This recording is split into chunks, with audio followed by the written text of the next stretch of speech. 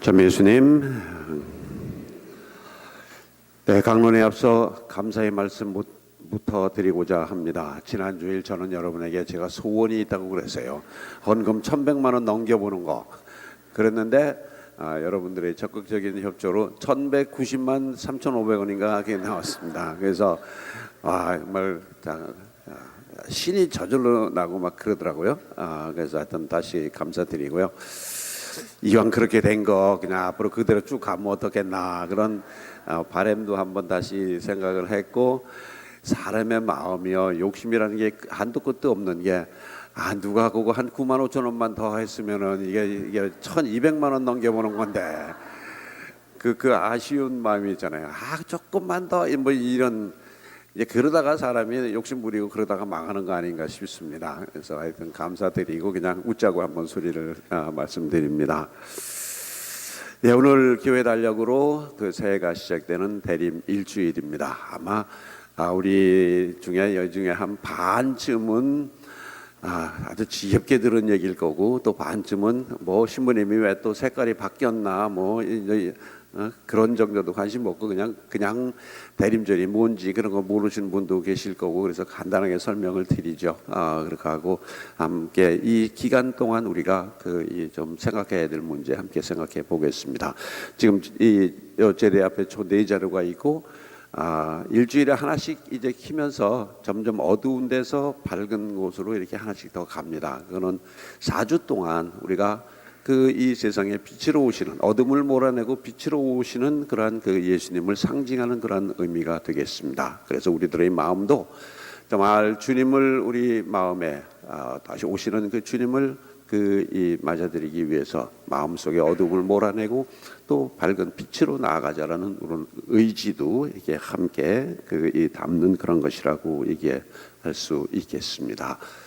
진정으로 이 대림절의 의미는 성탄을 준비하고 기다린다라는 그런 의미가 되겠지만, 오늘 복음 말씀처럼 세상 종말에 우리에게 오시는 그러한 이 주님을 맞을 준비를 하자라는 그런 뜻도 있고, 그것보다 더 중요한 것은 매 순간순간 우리에게 찾아오시는 주님을 내가 맞이할 준비를 잘 하자라는 그러한 의미가 더 강하죠. 그냥 단순히 12월 25일은 예수님이 탄생하신 그날 생일날 우리 함께 축하하고 먹고 마시자 이런 의미가 아니고, 어쩌면 우리 마음속에 매일매일 주님께서 새로 태어나는 성탄절을 맞이하는 마음으로 살자라는 정신이 더 강하다고 볼 수 있겠습니다.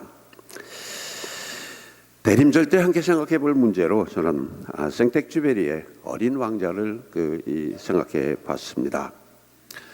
사하라 사막에 불시착한 조종사가 어린 왕자, 다른 별에서 오는데 그 왕자와 이렇게 만나면서 어떤 마음으로 세상을 바라보느냐에 따라서 세상이 달라질 수 있고 나도 달라질 수 있다라는 그런 메시지를 전하기 위한 그런 책이라고 보면 됩니다. 어린 왕자는 이 지구에 오기 전에 지구 7번째 오게 되는데, 그 전에 이제 다른 별들에 들려서 여러 가지 경험을 합니다. 어떤 곳에 갔더니 그 임금이 그냥 완전히 권위만 내세우는 폭군 같은 그런 임금이 있었고, 또 어떤 곳에 갔더니 그냥 생각 없이 일만 죽으라고 하는 그런 이 사람, 또는 세상에 돈이면 최고지 뭐가 더 필요하냐 뭐 이래가면서 계속 그냥 돈 하는 그런 어떤 부자도 만나보고, 바깥에는 한 번도 안 나가보고 계속 책상에 앉아가지고 그냥 책상에 앉아서 공부만 하는 어떤 학자, 그러니까 어떤 행동 없이 그냥 저기만 공부만 하는 어떤 학자, 뭐 이런저런 사람을 보면서 저거는 좀 아닌데 저것도 아닌 것 같은데, 그런 이 아쉬움 속에 이제 지구에 내려와 가지고 여우를 만나죠. 여우하고 이렇게 만나면서 거기 아주 이쁜 장면이 하나 나오죠. 여우하고 둘이 이 관계를 맺고 여우하고 이렇게 친해지면서 정말 이 아름다운 마음씨에 대한 그런 얘기들을 이렇게 많이 하죠. 그때에 여우가 어린 왕자에게 이런 고백을 합니다. 나는 내가 오후 4시에 온다면 3시경부터 행복해지기 시작할 거야. 시간이 지날수록 난 점점 더 행복해질 것이고 4시쯤 돼서 그때는 흥분해서 안절부절 못하겠지. 그래서 행복이 어떤 것인지, 기다림이 어떤 것인지, 그것이 얼마나 값진 것인지를 알게 되겠지 하면서 여우가 이제 그 얘기를 하면서 이제 여우와 그 어린 왕자가 만나면서 그 이 콩당콩당하는 그 아름 모습들이 참 많고, 거기에 유명한 대사는 그런 거 있죠. 세상에 가장 소중한 것은 눈에 보이지 않는 거란다. 그 말과 함께 이 4시에 오는 그 이 어린 왕자를 기다리는 그 이 여우의 설레임, 또 그 만남에 대한 어떤 그런 기쁨, 이런 것들을 이렇게 보면서 대림절의 메시지가 그런 게 아닐까 하는 그런 생각을 해봅니다. 그래서 대림절은 행복한 설레임이고 또는 희망과 기쁨의 시간이 아닐까 생각해 보면 좋겠습니다.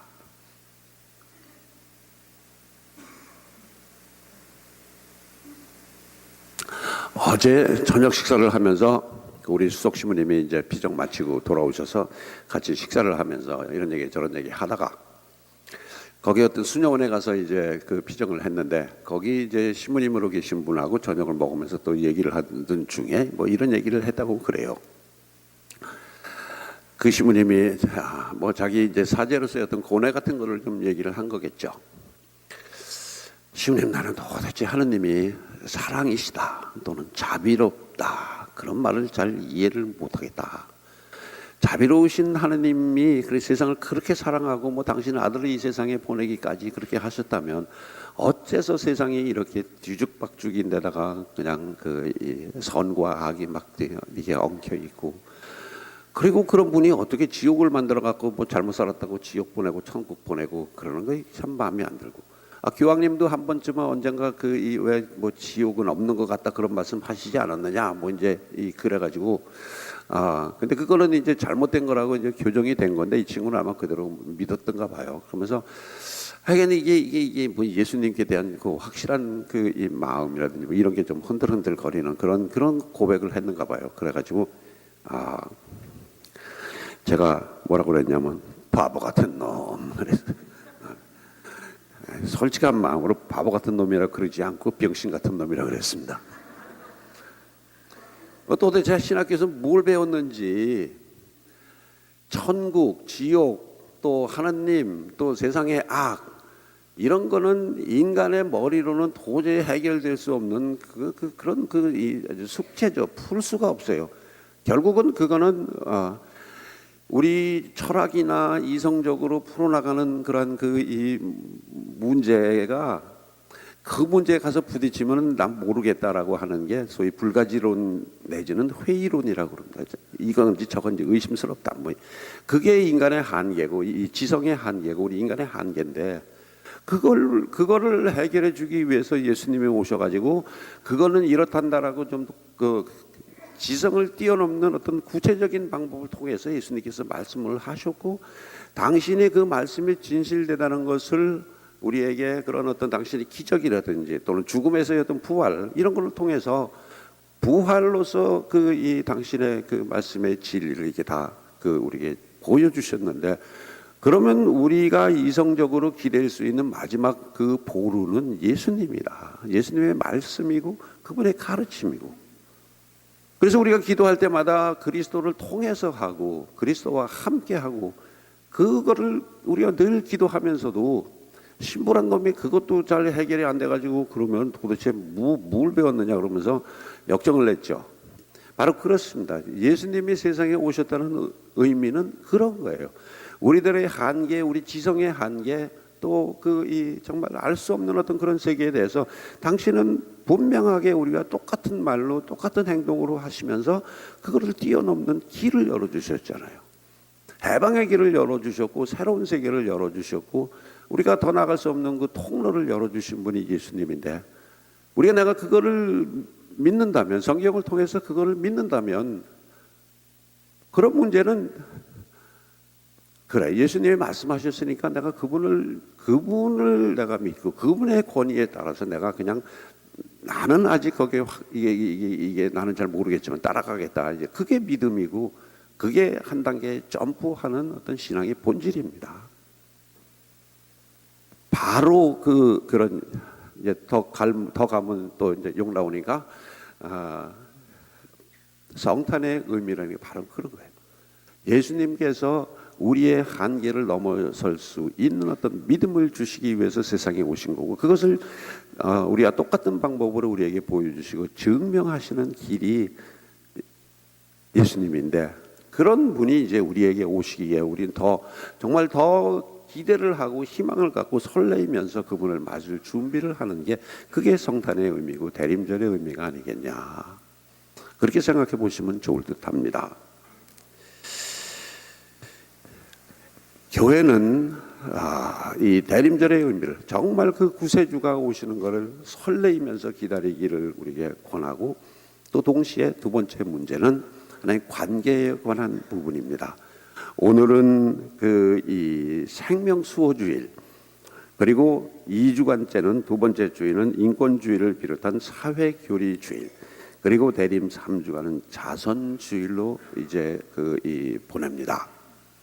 그 의미는 내가 세상에서 어떤 가치관을 가지고 어떤 마음으로 세상을 바라보고 어떻게 사느냐도 중요하지만, 그것이 올바로 되기 위해서는 내가 관계를 맺고 살아가는 사람들과의 관계도 어떻게 정립해야 하느냐 하는 것을 교회는 여러분들에게 가르치기 위해서 이러이러한 것, 특별히 세상에서 불쌍하고 소외받고 또는 때로는 억울한 사람들, 그거는 인간뿐만 아니라 정말 우리들 인간의 욕심 때문에 지금 시름시름 앓고 이 고생하고는 자연에 대한 그 관심조차도 우리가 함께 가져야 된다라는 그런 마음으로 관계에 대해서도 이 대림절 때 우리가 함께 생각해 보기를 권합니다. 어린 왕자가 여우에게 그런 말을 합니다. 서로에게 길들여진다라는 게 얼마나 행복하고 좋은지. 그것처럼 자연이든 인간이든 내가 맺고 있는 그 관계 속 인물들에 대한 배려와 이해심이야말로 우리들이 주님을 더 잘 기쁘게 맞아드리기 위한 전제 조건이 아닐까, 그런 생각을 했으면 참 좋겠습니다.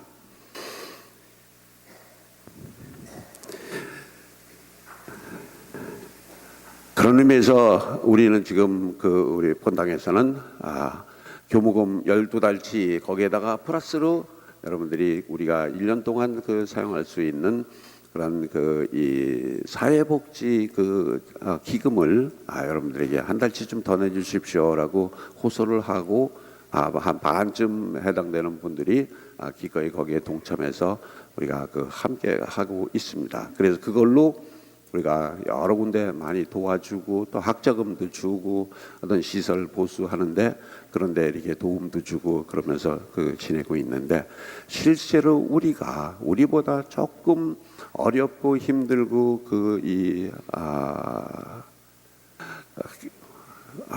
뭐라 그럴까요?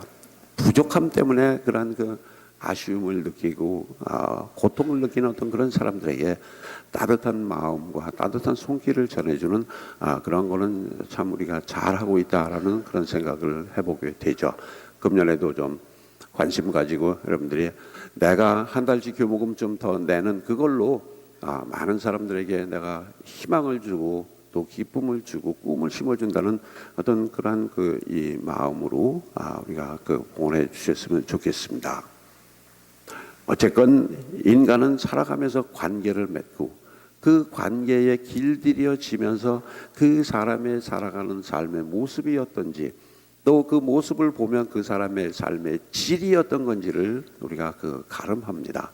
삶의 질이라는 게 단순히 무슨 소나타 타던 사람이 그랜저 타던 사람이 외제차 타고 이게 삶의 질이 아니죠. 내가 정말 이 마음속으로 느끼는 나의 모습이 얼마나 뿌듯하고 행복하고 보람되냐라는 그 마음을 느끼게 하는 어떤 그런 게 우리가 삶의 질이라고 생각해 보시면 좋겠어요. 그리고 나의 삶의 질을 정말 기대치 이상으로 채워줄 수 있고 그 우리에게 등불이 되어주고 하는 그분이 바로 예수님이시고 그분이 이제 우리에게 다가오신다라는 그런 마음으로 정말 12월을 한 달은 어쩌면 이 여우가 막 설레가지고 설레고 그냥 기쁘고 행복하고 막 그런 마음처럼 마무리도 잘 해야 되겠지만 그런 마음으로 한번 보내시면 성당에 가서 예수님을 믿고 따르고 기다린다는 게 이게 얼마나 좋은 건지 아마 우리가 느낄 수 있지 않을까 생각합니다. 방법은 두 가지가 있습니다. 내가 먼저 무조건 열심히 믿으면은 그 뒤에 행동이 자연적으로 뒤따르는 사람들도 있고 믿음은 아직은 뭐 이래 가면서 이럴까 저럴까 뭐 이제 아주 그냥 이런 그런 분들은 그냥 손과 발로 먼저 사랑을 실천하고 정말 노력을 하고 하면 내가 주는 사랑의 마음이 오히려 이제 내 머리를 그리고 내 가슴을 변화시켜줘서 하느님이라는 존재, 예수님이라는 존재가 바로 이런 분이다라는 것을 이제 믿게 되는 역방향도 있을 수 있습니다. 오히려 그렇게 하는 게 더 빠르고 더 쉬울 수도 있어요.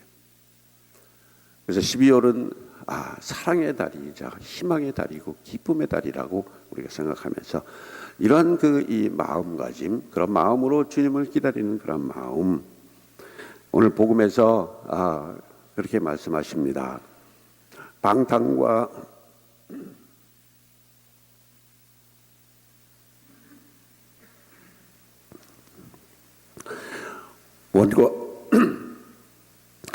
원고 안 보고 그냥 막 이렇게 하다가 보니까 지금 복음 말씀으로 마무리합니다. 오늘 복음에서 예수님께서는 방탕과 만취와 일상의 근심으로부터 마음이 물러지는 일이 없도록 하여라. 그리고 사람의 아들 앞에 당당하게 설 수 있도록 깨어 기도하라 라는 그 말씀처럼 11월 한 달 아름답게 잘 보냅시다. 아멘.